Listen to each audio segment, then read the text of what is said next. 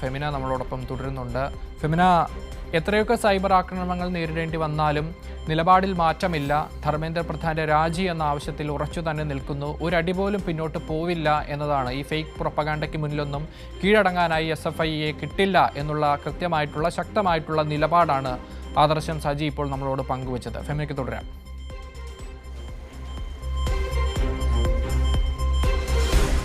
അതെ, തീർച്ചയായും അക്ഷയ്, ഇത്തരത്തിൽ ഈ CJP നടത്തുന്ന പ്രതിഷേധത്തിൽ നിറസാന്നിധ്യമാണ് SFI എന്ന് പറയുന്നത്. SFI വലിയ തരത്തിലുള്ള പ്രതിഷേധമാണ് ഈ നീറ്റ് പരീക്ഷാ പേപ്പർ ചോർച്ചയ്ക്കെതിരെ രാജ്യത്തെമ്പാടും സംഘടിപ്പിച്ചത്. അതിൻ്റെ ഭാഗമായി തന്നെ ഈ പരീക്ഷാ പേപ്പർ ചോരുക എന്ന് പറയുന്നത് 20 ലക്ഷത്തോളം വിദ്യാർത്ഥികൾ എഴുതിയ പരീക്ഷയാണ്.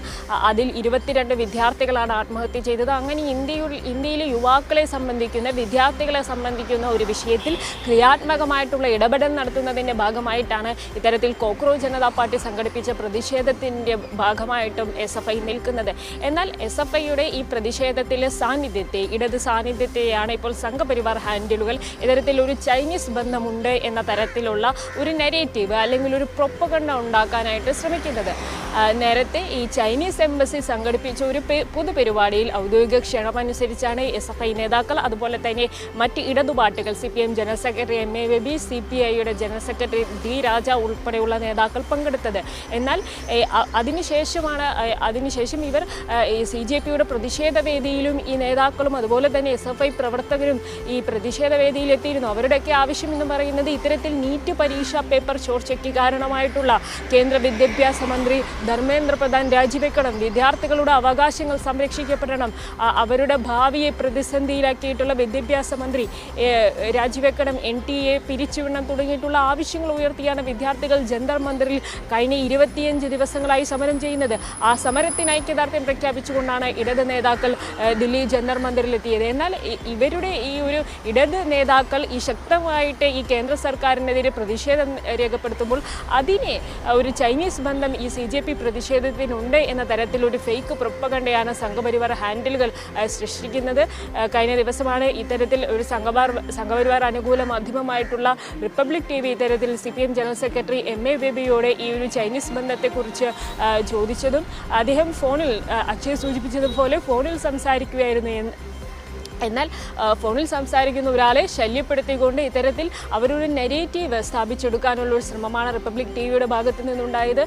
CPM general secretary MA baby തന്നെ ചോദിക്കുകയുണ്ടായി, ഇതാണോ മാധ്യമ പ്രവർത്തനമെന്ന്? ചാനൽ ആത്മപരിശോധന നടത്തുമെന്ന് പ്രതീക്ഷയില്ല എങ്കിൽ പോലും അത് നടത്തണമെന്ന തരത്തിലായിരുന്നു അദ്ദേഹം പ്രതികരിച്ചത്. അത്തരത്തിൽ വലിയൊരു പ്രതിഷേധം രാജ്യത്തെമ്പാടും നടക്കുമ്പോൾ നമുക്കറിയാം, സോനം വാങ്ചുക് ഇന്ത്യയിലെ തന്നെ ഏറ്റവും പ്രധാനപ്പെട്ട ഒരു പരിസ്ഥിതി പ്രവർത്തകനും വിദ്യാഭ്യാസ പ്രവർത്തകനും ഒക്കെയായിട്ടുള്ള സോനം വാങ്ചുക് കഴിഞ്ഞ 20 ദിവസങ്ങളായിട്ട് ഇത്തരത്തിൽ നിരാഹാര സമരം നടത്തുകയാണ്. അദ്ദേഹത്തെ പോലും തീവ്രവാദി എന്ന് വിളിക്കുന്ന, അല്ലെങ്കിൽ ഈ പ്രതിഷേധം നടത്തുന്ന വിദ്യാർത്ഥികളെ തീവ്രവാദികൾ എന്ന് വിളിക്കുന്ന തരത്തിലേക്കാണ് കാര്യങ്ങൾ കടന്നു പോകുന്നത്. കേന്ദ്ര സർക്കാരിനെതിരെ പ്രതിഷേധിക്കുന്ന ഒരു അക്കൗണ്ടബിലിറ്റി ആവശ്യപ്പെട്ടുകൊണ്ട് രാജ്യത്ത് പരീക്ഷാ പേപ്പർ ചോരുക എന്ന് പറയുന്ന വലിയൊരു വിഷയമാണുള്ളത്, വിദ്യാർത്ഥികളെ ബാധിക്കുന്ന വിഷയമാണുള്ളത്. അതിൽ ഒരു അക്കൗണ്ടബിലിറ്റി, ഉത്തരവാദിത്തം ഏറ്റെടുക്കണം കേന്ദ്ര സർക്കാർ എന്ന ആവശ്യം ഉയർത്തിക്കൊണ്ടാണ് വിദ്യാർത്ഥികൾ സമരം ചെയ്യുന്നത്. 25 ദിവസമായിട്ട് CJPയുടെ പ്രതിഷേധം തുടരുകയാണ്. 20 ദിവസത്തോളം ആയി നിരാഹാര സമരം നടത്തുകയാണ് സോനം വാങ്ചുക്. സമൂഹത്തിൻ്റെ വിവിധ മേഖലകളിലുള്ളവരാണ് അദ്ദേഹത്തിന് ഐക്യദാർഢ്യം പ്രഖ്യാപിച്ചെത്തുന്നത്.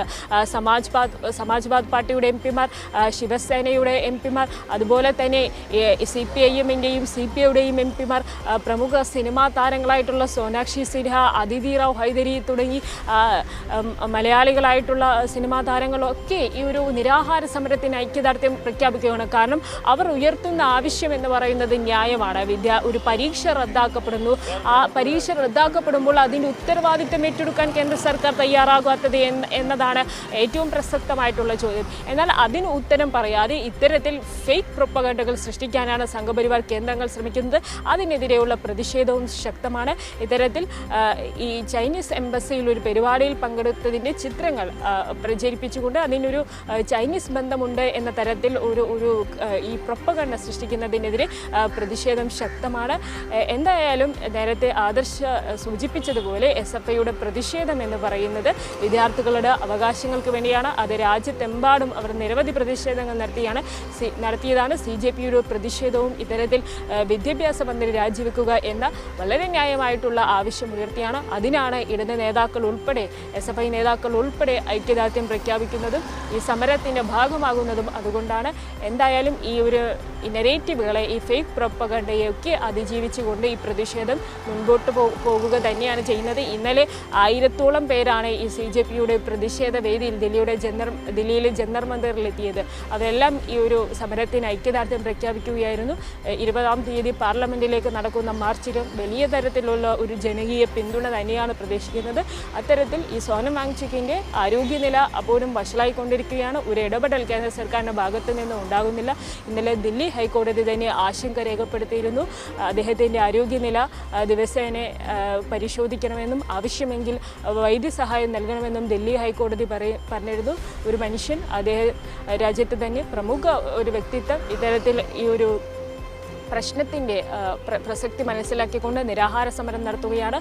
വലിയ തരത്തിലൊരു പിന്തുണയോടെ ഈ പ്രതിഷേധം മുന്നേറുകയാണ്. അക്ഷയ്.